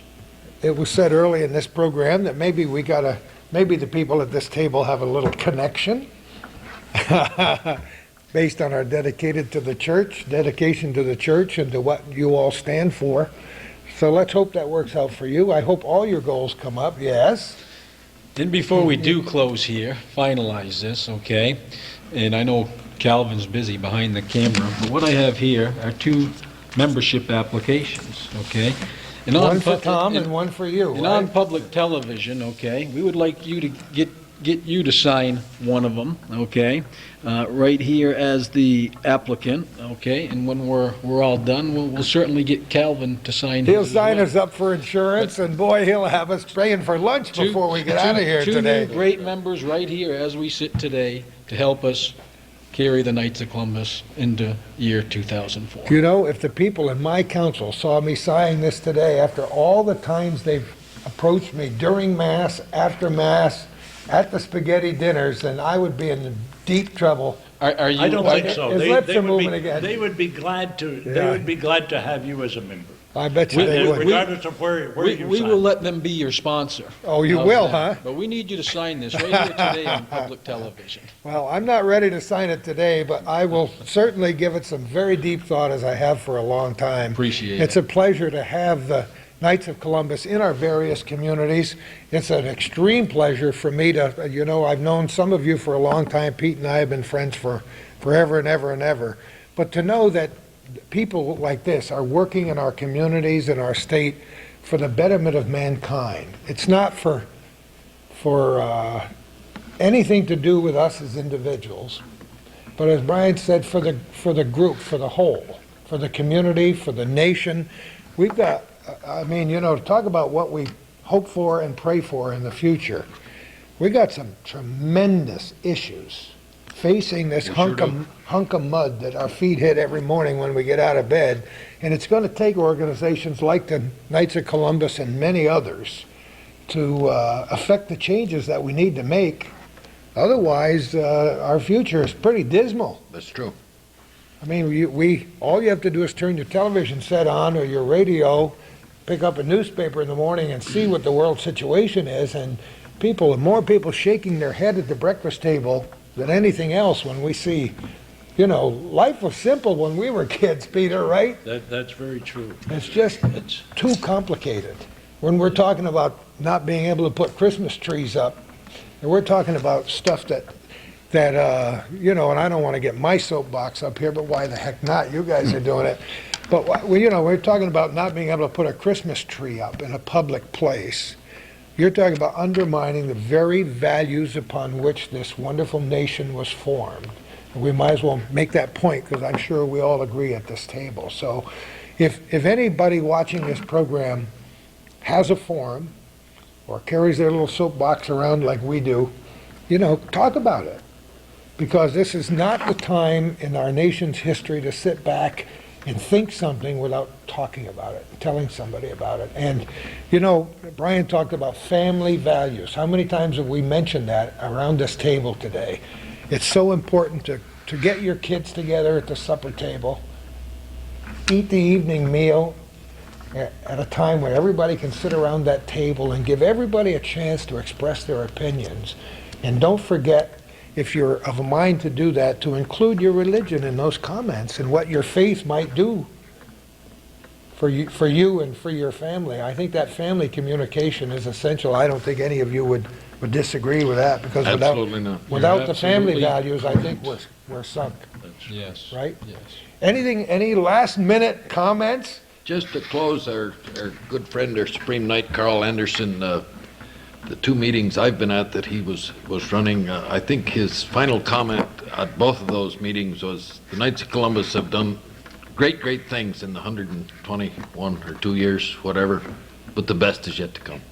Absolutely. I like that theme, the best is yet to come, right? I didn't mean to paint a picture of dire consequences, but if all of us do the things that we've talked about here today, and if the Knights continues to grow in the way that I'm sure it will in 2004, then we're going to be okay. We'll be okay. We will okay. We grow. will be. We have to have will a positive approach, and we have it. One thing I would like to mention, that if any of you viewing this program are interested in joining the Knights of Columbus, you can contact either one of us. You have a local Knights of Columbus somewhere within your reach. Go to them, tell them you'd like to join the Knights of Columbus. It's not what the Knights of Columbus can do for you, it's what you can do for the Knights of Columbus, being part of this great organization. Soon as you do sign up for the Knights of Columbus, okay, automatically, right off the bat, you're given a $1,000 accidental insurance policy for both you and your wife should something happen to you accidentally. Increases by $500 a year. Till you've been with the Knights for 4 years, it levels off at $2,500. If you're involved in the insurance program, God forbid your children become orphans, the Knights of Columbus will pay $80 a month support for each one of your children, put away up to $7,000 for their future education. Going back to law enforcement officers, if something happens in the line of duty, Knights of Columbus will pay your children's education 100%. We're about protecting families. Awful lot to think about. There is. That's terrific. Tom Dwyer, thanks so much for being with us here today and for sharing your great knowledge. And maybe someday we'll come down and shake your hand, or at least wave at you on our way through Chateauguay. You do that, Gordy. Good luck in all you do, and thank you for being such a great emissary for the North Country here. We think we have a pretty special quality of life up here in the North Country, and we don't mind sharing it with We do not. With It's anybody. it's a kind of a running joke with myself when I get down in the city or even to Rochester and Buffalo. trying to explain to him where I live after trying several different answers. My standard answer now is, you sent a man up from Brooklyn by the name of Bishop Barbarito. When he moved up there, he said he lives in God's country, and that's my standard answer now. And they say, Might where are as you well go from? right to the top. God's huh? country. I love it. I love it. Brian Haney, thanks so much for all you do for this organization and elsewhere. Maybe we'll get to visit that museum over there one of these days. I hope so. Because Thanks. that's pretty good country over there Yes, where it you're is. originally from, Yes, too. it is. Pete Keenan, for all you've done, thanks so much for allowing us to come into your hall here today. If we come back again for Chapter 2 in another year, let's hope this hall is still open. Well, we'll always be welcome as long as we have a home, that's for sure. Pete, thanks so much for everything, all of you. And thank you all for watching this program. Once again, if you have any comments, don't hesitate to contact any of these people at the table. My number's in the phone book. Calvin's at Hometown Cable in Champlain, for those people who might want to have a personal copy of this program to preserve forever in your own home, in your archives. And if you have any suggestions about programs, people, places, we love to present a little slice of life in the North Country to our audiences on Hometown Cable as often as we possibly can. And who knows where we're going to be next time for our little corner.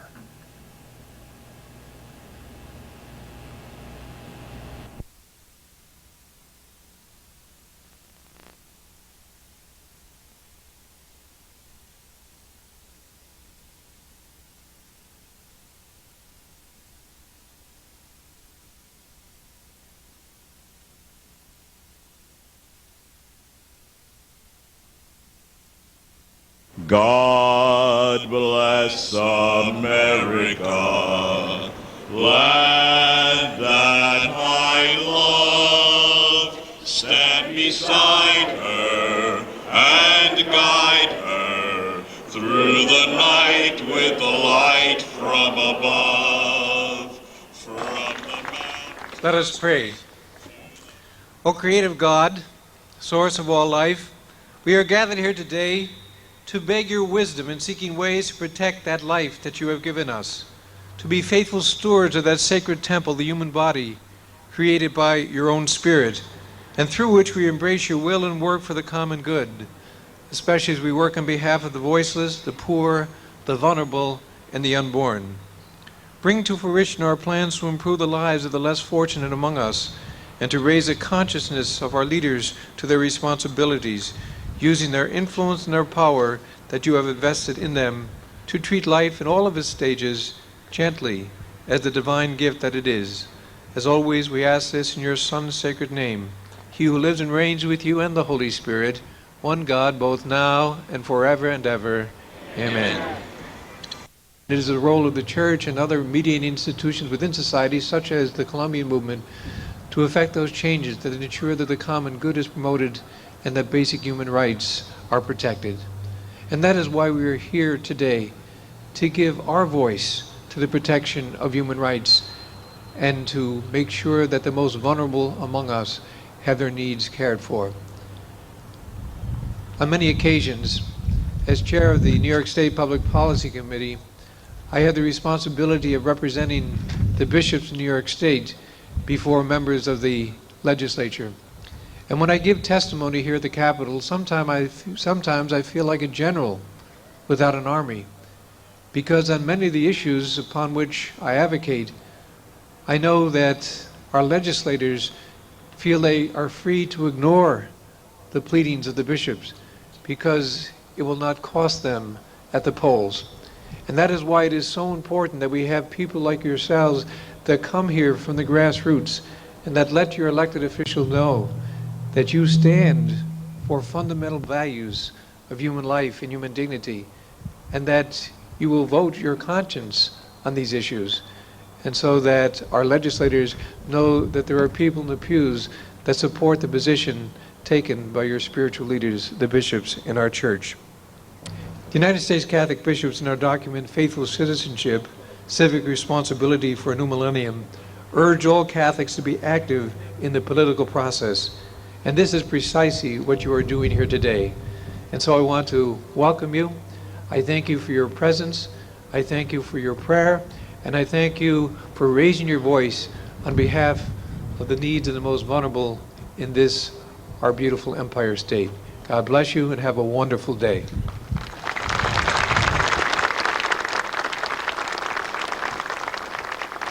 Thank you, Bishop. Thank you for leading us in prayer. Thank you for your guidance. Guidance which we, as the church, take to heart. And we need this to know that we are being led in the direction that Christ would have us be led. We are given a challenge by Bishop Hubbard this morning, and that's a challenge that each of us has to take as citizens. As we turn our attention to our nation's flag, I would remind our gathering that it was a half a century ago that the words "under God" were put into our pledge at the leadership and instigation of the Knights of Columbus. And so now we say, I pledge allegiance to the flag of the United States of America and to the republic for which it stands, one nation, under God, indivisible, with liberty and justice for all. God bless America. Thank you. All together, please. Oh, say, can you see by the dawn's early light what so proudly we hailed at the twilight's last gleaming, whose broad stripes and bright stars through the perilous fight o'er the ramparts we watched were so gallantly streaming, and the rockets We come as Catholic American citizens, loyal to our great country, our state, and the democratic system, which ensures us the rights and the freedoms to assemble here, but also the rights of the citizens would be all equally and without prejudice or malice. We come as hard-working and contributing members of our community throughout our great state, a cross-section of traditional American society, veterans, blue and white-collar workers, professional people, taxpayers, homeowners, family members. We are the volunteers in our churches, in our councils, and in our communities. We help to provide the glue and the substance of strong, viable, and vibrant communities. We come to Albany to pray and to speak for thousands of others, loyal Catholics, practicing Catholics, who could not come because of work or family responsibilities. You are their voice. Make their voice heard. You are the backbone of the Knights of Columbus. You have traveled from all parts of this great state to come to make the statement. Yes, our numbers may be small. Yes, we don't give a lot of money to the coffers of these legislators, like the power brokers and those who hate the Catholic Church. But we give the money in the communities. We give it through our work with the poor, the homeless, the hungry, and the sick. That is our claim to fame. And they have to know that. They have to know that we are entitled to a spot at the table. And if they don't give us that spot and recognize what we are doing for this great country, then shame on them. But we have to come back, and we have to come back, and we have to come back. Bob is right. We need to change minds and hearts here, and this will grow, and this will become a movement in New York which will have great impact. We have the largest non-public sector in the state, the largest population in the state, and yet, as Bishop Hubbard said, sometimes the bishops feel like generals without an army. And we know that we need to mobilize the Catholic Army. The Catholic voice is here in New York. It needs to be mobilized, and we need to speak as one. The Knights do great work. And we thank you for being in Albany today. And I thank you for the honor and privilege of coming and addressing you today. It is a great honor.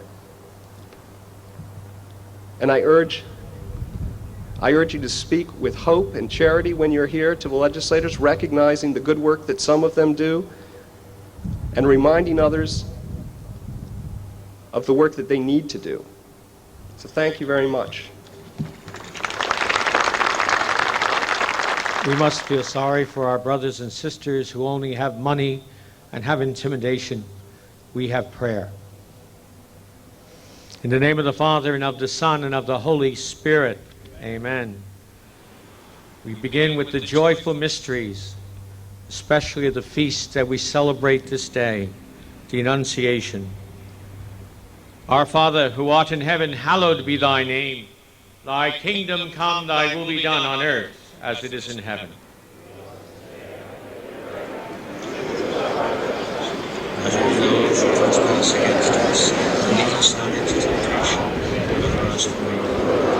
Hail Mary, full of grace, the Lord is with thee. Blessed art thou among women, and blessed is the fruit of thy womb, Jesus. Hail Mary, full of grace, the Lord is with thee. Blessed art thou among women, and blessed is the fruit of thy womb.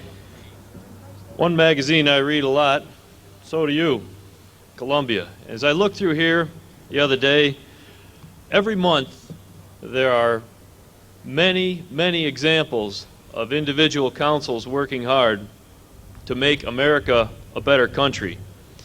Just in this month, councils are doing things to help the troops, to give American flags to schools and to churches and to missions, promoting fatherhood through Father's Day ads, having a blood drive, working with the American Cancer Society and the Heart Association, having a dinner for widows, promoting family camping, and baseball for people with disabilities. And this is just the first page.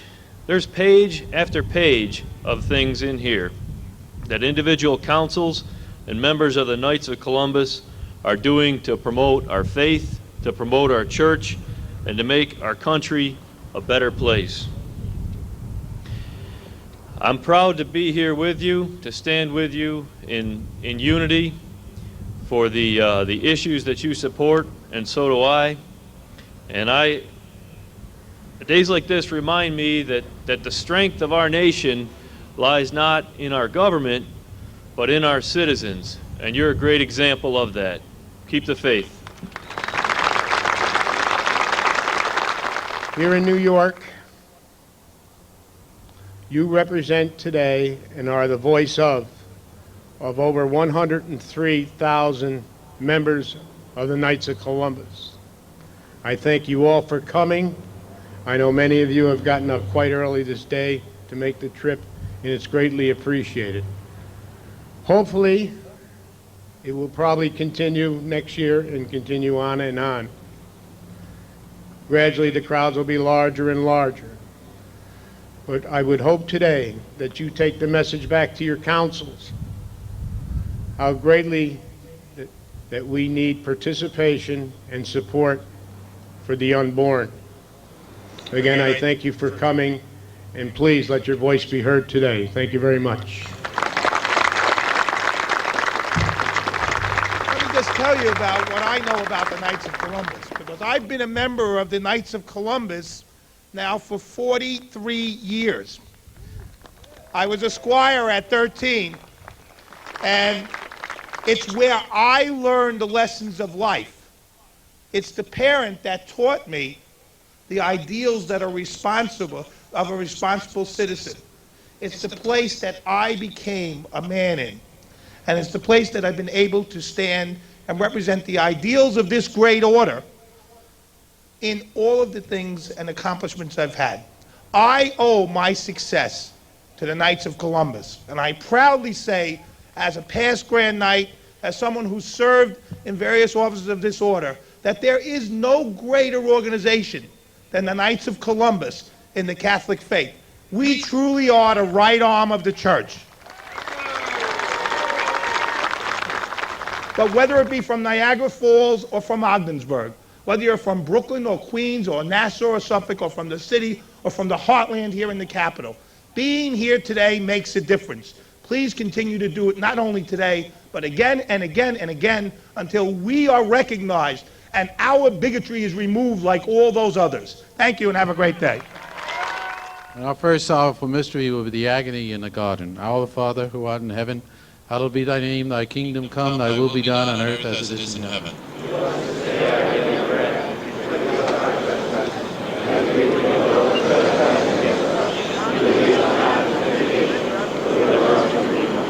Hail Mary, full of grace, the Lord is with thee. Blessed art thou among women, and blessed is the fruit of thy womb, Jesus.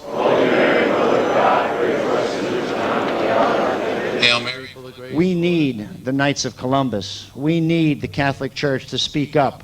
We really need them to speak up. You're doing it here today. I stopped by. A friend of mine said, would I say a few words? My words are simple words of gratitude. Gratitude for the Knights of Columbus, for our clergy up here, and for what they continue to do throughout the state of New York. And I just will go back to Bishop McCarrick's words of hope. I look at a day like today and think of the word hope. Hope for the future, that because of your work, because of what's going on, a generation can come up and carry the ball and maybe carry it a little bit stronger in this country that we live in now. Something's happened over the last 30 years. I can't explain it. I don't think any of us can. But it needs to be reversed. It's got to go back to where it was. So, ladies and gentlemen, Knights of Columbus, Reverend Clergy, I am honored to be here. Never did I think that I would spend a day saying the rosary on the steps of the state capitol.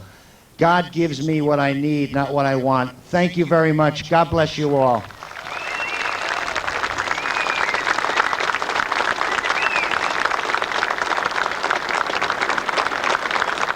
It's a compassion of conscience. We will fight to the death for truth. We will fight to the death for the dignity of humankind as being part of God's creation. We will not step back. We will not compromise that for which we stand. We are people of conscience. And finally, will we be here next year?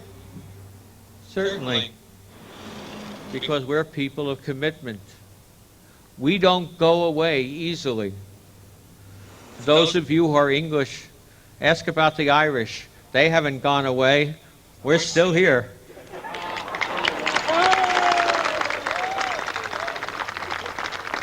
Ask the communist government of Poland. What happened to that Polish church? Did it disappear? No, I think that produced Stephen of Pope. We are people of commitment. We don't go away.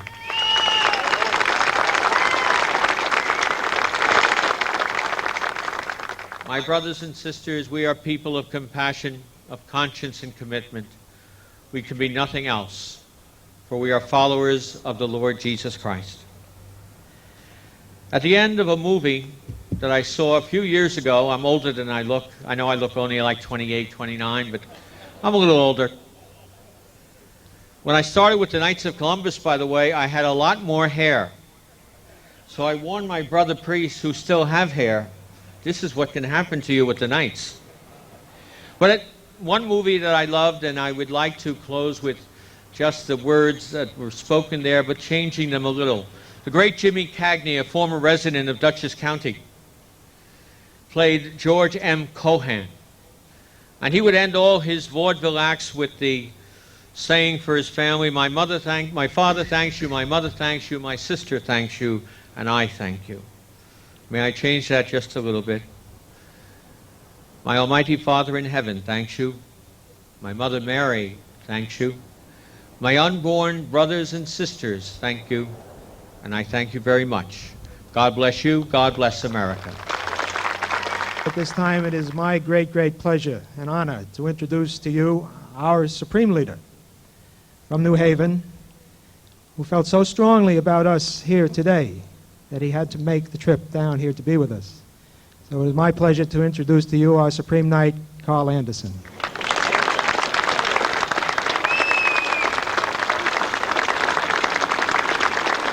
Thank you very much.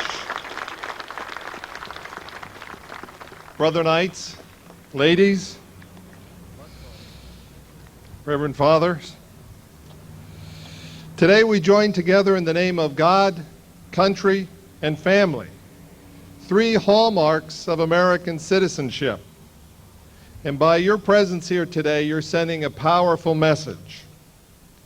The success of our country depends on strong families, and both family and country depend upon the support of a loving and merciful God. Our founding fathers understood this truth. Our first president, George Washington, said, "It is the duty of all nations to acknowledge the providence of Almighty God, to obey His will, to be grateful for His benefits, and humbly to implore His protection and favor." What was true at the birth of our nation is still true today. And that is why, as Knights of Columbus, we continue to be proud that we were instrumental in having added to our Pledge of Allegiance the words, "Under God."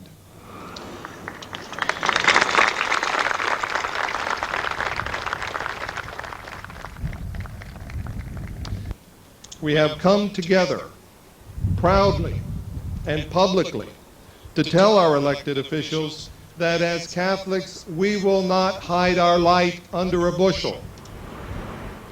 And as concerned citizens, we are proud to support policies and programs that are consistent with the sacredness of all human life and that serve the family. And we call upon all those, especially Catholics, who have the honor of serving in public office, to do the same. My brothers, I am proud to be with you today. You are sending a strong message, and let those elected officials in New York State and elsewhere know this is the beginning.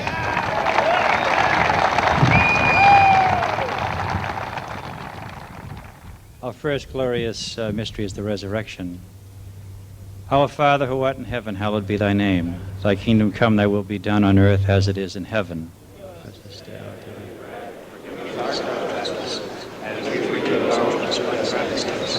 Lead us not into temptation, but deliver us from evil. Hail Mary, full of grace, the Lord is with thee. Blessed art thou among women, and blessed is the fruit of thy womb, Jesus. Holy Mary, Mother of God, pray for us sinners now and at the hour of our death. Amen.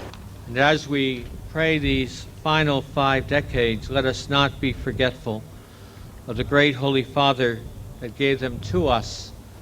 Let us pray for his health, his welfare, and let us pray for his continued leadership over our church. The first luminous mystery, the baptism of the Lord in the Jordan. Our Father, who art in heaven, hallowed be thy name. Thy kingdom come, thy will be done on earth as it is in heaven. This day our daily bread, and forgive us our trespasses, as we forgive those who trespass against us. And lead us not into temptation, but deliver us from evil.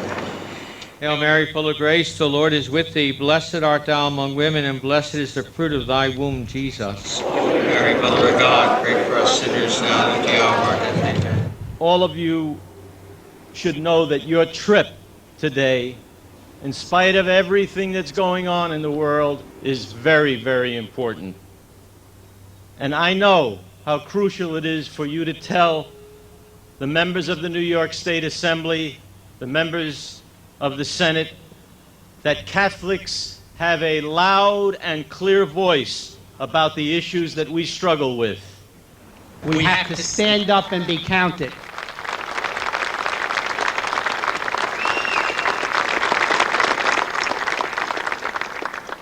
You should know that I admire the good work that the Knights of Columbus, that they do each and every day throughout the year. I think my joining year was 1973. It's a long time. I loved every bit of it. And I'm proud to come from a community that we have 6 councils within a mile, and each one of them are flourishing and doing well. And that's the way it should be across this state and across this country.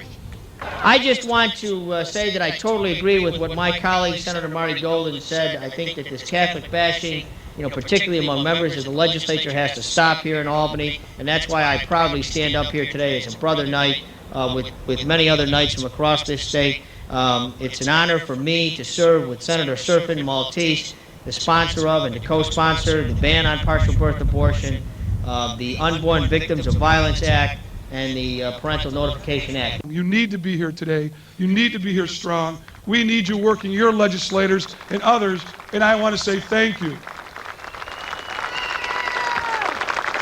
I came to a rally like this about 20 years ago when my dad, who's now deceased and who's also a member of the Knights of Columbus, was with me, and he said, I find it very bizarre in this country today that if someone loves a sports team or is rabid about that, they're a fan.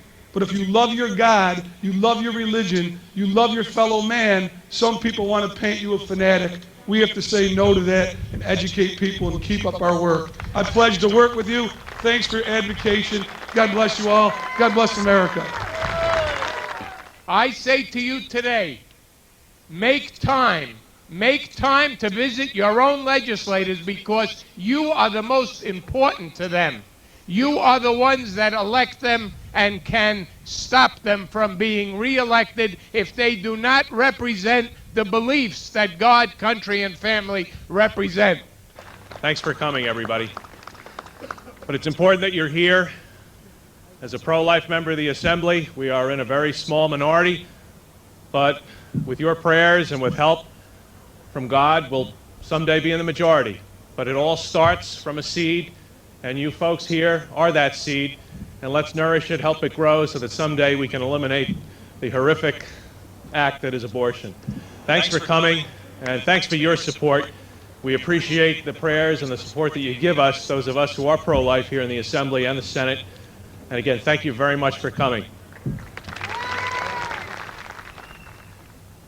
For the Knights of Columbus, in solidarity with our priests and bishops, has been a motto. But for us as priests, I think I can speak for my brothers, it has been a source of great solitude for us to know that you are with us.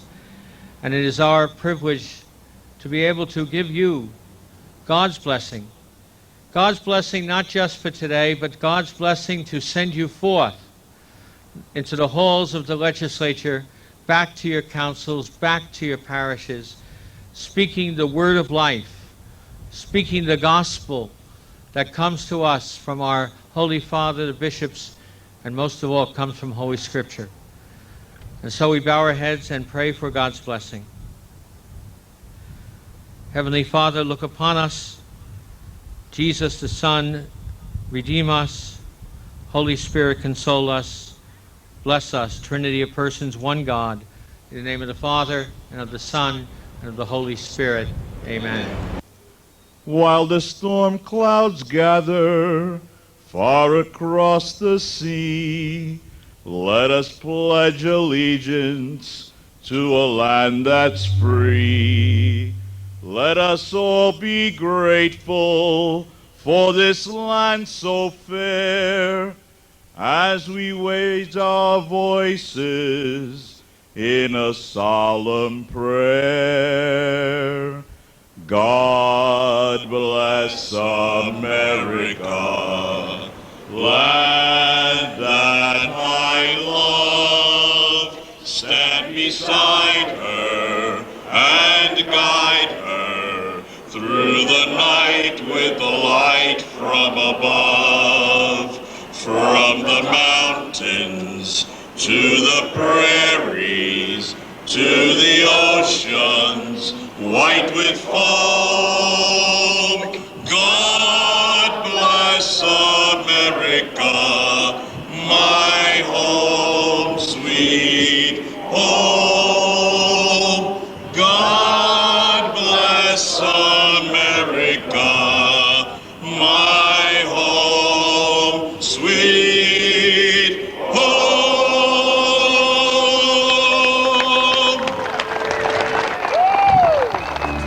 I thought this rally was really great. I think we need a little more people to come next year.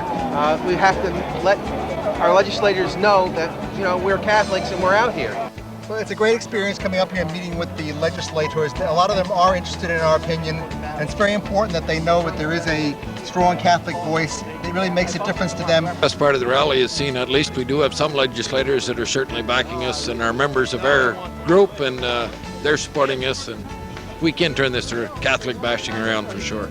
Not only were we successful, I think this is the catalyst for the next year, that these meetings will continue to grow and grow and grow. And I think finally the Catholics will have some recognition in both the state assembly and in the state senate. If they didn't come this year because they weren't sure, it wasn't clear whether it was worthwhile, or they didn't know if they'd make a difference, I'd say they have to come next year because they can make a difference. If you come up here, that's how you will make a difference. If you stay home, I can guarantee you will never make a difference. The only way you will make a difference is by coming here, having your voice heard. I hope that our elected officials in this state and other states get the message that we're involved, and I hope that our brother knights will become more active, will take more civic responsibility, and let their voice be heard louder and clearer.